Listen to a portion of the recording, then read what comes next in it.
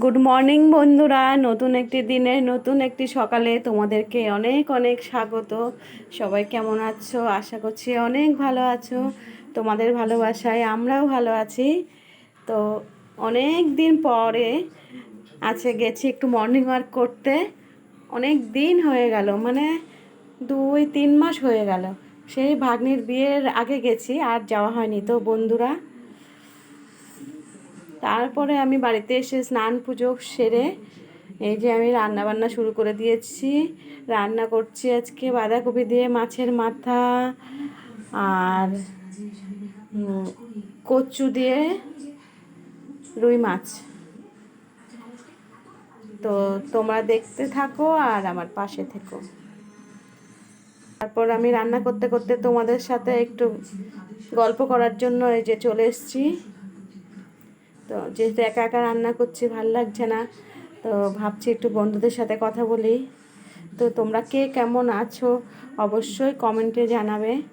আর আমি এই যে রান্না করছি, রান্না আজকে তাড়াতাড়ি হয়ে যাচ্ছে। তো রান্না হয়ে গেলে তারপর আর আমার কোনো কাজ নেই। কাজ নেই বললে আবার কাজ ঠিক জোগাড় হয়ে যায় বন্ধুরা, জানো তো।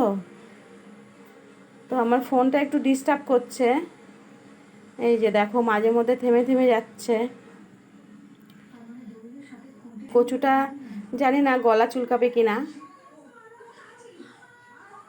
বড় মশাই নিয়ে এসেছিলো কচুটা, বলেছে কচু দিয়ে মাছ দিয়ে খাবে। তো আমি কেটে কুটে নিয়েছি, কচু দিয়ে মাছ দিয়েই করছি। আমার ছেলে কিন্তু কচু খাবে না, ওর জন্য একটু হলেও আলু দিতে হয়। জানো, কচু বলো লতি বলো, যে কোনো কচুর পাতা বাটা এটা ওটা, মানে হাবিজাবি কিচ্ছু খেতে চায় না।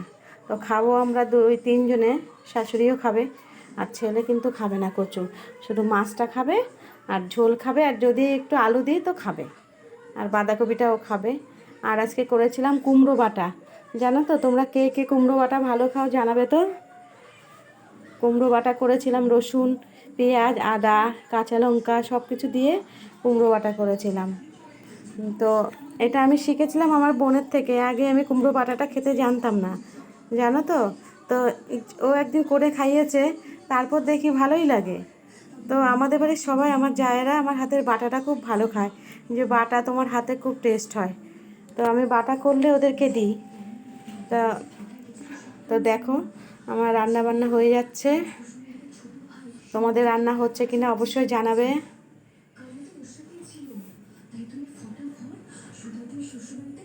এই যে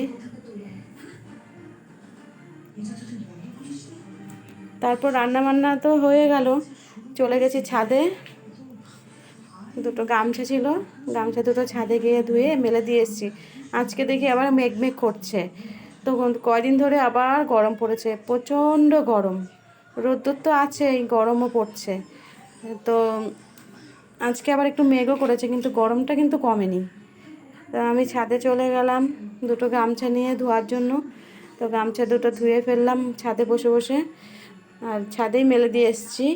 তারপরে ওই যে দেখো আমাদের পাশের বাড়ি কালী পুজো, সোমবারে ভাদ্র মাসের অমাবস্যা, সেদিনকার পুজো আছে। তো আমাদেরও ওখানটায় নেমন্তন্ন আছে। তো ওই যে প্যান্ডেল হচ্ছে, ওখানটায় মিস্ত্রি দাদারা কাজ করছে দেখো। তো আমি তোমাদের বলেছিলাম যে আমার একটা পার্সেল আসার কথা। তো পার্সেলটা চলে এসছে, আমি তোমাদের অবশ্যই দেখাবো। তো তোমরা দেখতে থাকো, আমার সাথে থাকো। ছাদে গেলে ভালোই লাগে, দেখো সবার ছাদ, ওপরে গেলে সবাইকে সবাই দেখতে পাই আমরা।